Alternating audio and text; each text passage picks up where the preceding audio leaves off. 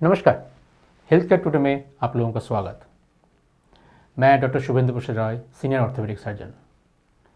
आज आप लोगों से बात करने वाला हूं हड्डी और जोड़ों के ऐसे तकलीफ के बारे में जो एज ए ऑर्थोपेडिक सर्जन हम लोग सबसे ज़्यादा मरीज़ देखते हैं। एज ए ऑर्थोपेडिक सर्जन हमारे पास जो पेशेंट आते हैं, ओपीडी में पेशेंट आते हैं ऑर्थोपेडिक्स के पेशेंट, उनमें से 100 में से 90 जना होता है जो आके बोलते हैं कि मेरा इस जोड़ में दर्द हो रहा है, उस जोड़ में दर्द हो रहा है, मतलब जोड़ों का दर्द, जिसको आम भाषा में हम लोग बोलते हैं गाठिए, गाठिया, इंग्लिश में ऑस्टियोआर्थराइटिस, आर्थराइटिस, बहुत सारे नाम से हम उनको बोलते हैं। लेकिन ये गाठिया व आर्थराइटिस होता क्या है? क्या हमें बाकी पता है कि कौन सा आर्थराइटिस क्या है और किसके लिए कैसे इलाज होना चाहिए?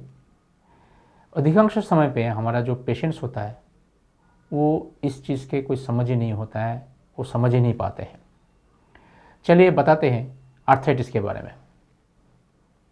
आर्थराइटिस एक बहुत कॉमन टर्म है जिसको हम इस्तेमाल करते हैं ये समझाने के लिए कि आपका जोड़ के अंदर के जो नॉर्मल स्ट्रक्चर है, मतलब जो कार्टिलेज है, वो घिस गए हैं। जब भी घिस जाता है उसका मतलब आर्थराइटिस होना व गठिया होना। लेकिन ये घिसते क्यों हैं इसके ऊपर निर्भर करता है कि अल्टीमेटली उस आर्थराइटिस का आगे क्या होगा और कैसे इलाज होना चाहिए और कौन सी उम्र में इस तरह का तकलीफें आएगा। देखा गया है कि जो कम उम्र में जोड़ों का दर्द होता है और जोड़ घिस जाता है वो साधारण रूप से अलग आर्थराइटिस होता है। ये इतना ज़्यादा हमें नज़र नहीं आता है, लेकिन जो पेशेंट आता है वो बहुत ही मजबूर होते हैं इस बीमारी से। सबसे ज़्यादा कॉमन जो होता है वो है यूजुअली मिडिल एज से ओल्ड एज तक।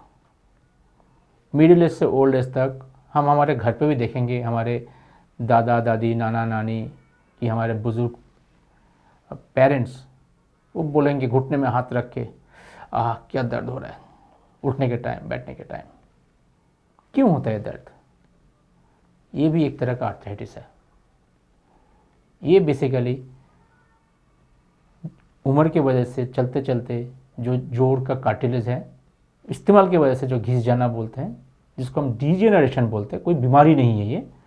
नॉर्मल उम्र के साथ साथ शरीर के जो परिवर्तन आता है, बाकी सारे ऐसे एक परिवर्तन जोड़ों में आता है, उस परिवर्तन के कारण से जो आर्थराइटिस होता है ये है ऑस्टियोआर्थराइटिस। ऑस्टियोआर्थराइटिस के ट्रीटमेंट में दवाई का रोल बहुत ज़्यादा नहीं है। मैक्सिमम रोल है लाइफस्टाइल चेंज करना, अपने बीमारी के बारे में पता होना और कोशिश करना एक्टिविटी ऐसे करे ताकि पेन ना हो और मोटापा घटा ले। ये मेन ट्रीटमेंट होता है। पेन के लिए अगर ज़रूरत पड़े हल्का पेन के मेडिसिन लेना पड़ता है। लेकिन जो दूसरा आर्थराइटिस जो शुरू में बोला था, जो कम उम्र में होता है और उसमें शरीर के सारे जोड़ में इफ़ेक्ट आता है, वो ऐसे घिसने से नहीं होता है। वो हमारे बॉडी के इम्यून सिस्टम के अंदर कोई गड़बड़ी हो जाता है। इसकी वजह से जोड़ के झिल्ली, कार्टिलेज, इसके अगेंस्ट हमारे बॉडी के इम्यून सिस्टम काम करने लगता है और उसको ख़त्म कर देते हैं, उनको घिस देते हैं, पूरा ख़त्म हो जाता है और आर्थराइटिस बन जाता है। Rheumatoid arthritis, ankylosing spondylitis, psoriatic arthritis, ये सारी चीज़ें ऐसे आर्थराइटिस है। ये आर्थराइटिस यूजुअली कम उम्र के महिला पुरुष में होता है। रिमेटॉइड आर्थराइटिस ज़्यादातर पे महिला में दिखाया जाता है और एंकाइलोजिंग स्पॉन्डिलोलिटिस ज़्यादातर पे पुरुषों में दिखाया जाता है। रिमेटॉइड आर्थराइटिस में घुटने, कूल्हे, कंधे और हाथ और पैर का उंगली सबसे ज़्यादा क्षतिग्रस्त होता है। आप लोग देखे होंगे रिमेटॉइड आर्थराइटिस के पेशेंट को जब ऐसे पंजा करते हैं, ऐसे सीधा नहीं होते, बिल्कुल टेढ़ा हो जाता है, ऐसे दोनों पैर बिल्कुल टेढ़ा हो जाते हैं। ये रिमेटॉइड आर्थराइटिस है। रिमेटॉइड आर्थराइटिस कभी भी ठीक नहीं हो सकता है। ऐसा कोई दवाई नहीं है जो देके इसको आप बिल्कुल क्योर कर सकता है। लेकिन हाँ, दवाई देके इस बीमारी का जो नुकसान है, बीमारी का जो रफ्तार है, उसको अपने हाथ में मुट्ठी में रख सकते हैं। जो मेडिसिन होता है उसको हम बोलते हैं डिजीज मॉडिफाइंग मेडिसिन, मतलब हमारे इम्यून सिस्टम को काम करते हैं और जो इस इम्यून सिस्टम के जो हिस्से ये बीमारी करते हैं उसको दबा के रखते हैं।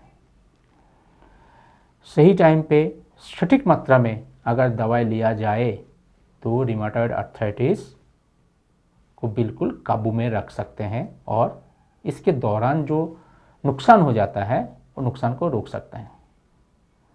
अगर सही टाइम पे दवा शुरू नहीं किया जाए और रिमेटॉइड आर्थराइटिस का जो असर है वो जोड़ों में आ जाए, कार्टिलेज घिस जाए, तो फिर कोई भी चीज़ और काम नहीं करेगा।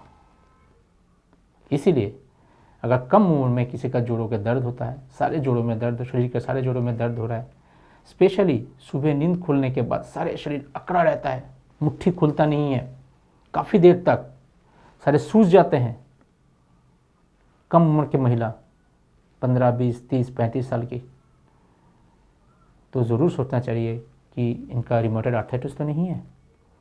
सही टाइम पे डॉक्टर के पास ले जाइए, उनका इलाज कराइए और अगर पता लगता है रिमेटॉइड आर्थराइटिस, चिंतित होने का कारण नहीं है।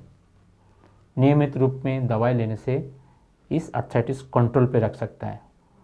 ये ज़रूर है आप ख़त्म नहीं कर सकते हैं, लेकिन इसको कंट्रोल में रख सकता है और इसका जो नुकसान होता है, शरीर के जोड़ जो खराब कर देते हैं, उसमें से बच सकते हैं।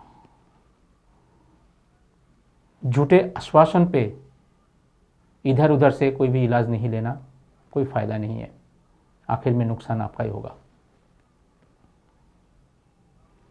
सो अगर आपको जोड़ों का दर्द है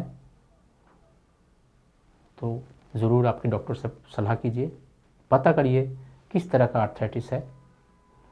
अगर इन्फ्लामेटरी आर्थराइटिस मतलब रिमेटॉइड आर्थराइटिस, एंकाइलोजिंग स्पॉन्डिलोसिस है तो नियमित रूप से दवाई का सेवन करना चाहिए, एक रिमेटोलॉजिस्ट से सलाह करना चाहिए। और अगर आपका उम्र मिडिल एज से ज़्यादा है और इन्फ्लामेटरी आर्थराइटिस नहीं है, रिमेटॉइड आर्थराइटिस नहीं है, वरन ऑस्टियो आर्थराइटिस है, तो ऑर्थोपेडिक सर्जन से सलाह कर लीजिए। शायद साधारण एक्सरसाइज, कुछ जीवन यापन के प्रणाली के बदलने से आपका पेन में आराम हो जाए। अगर डिजीज़ आगे बढ़ जाता है, आराम नहीं मिलता है, तो बहुत सारे उपचार है जिसके द्वारा आप आपका फंक्शन वापस ला सकते हैं। हम रखें आपका ख्याल।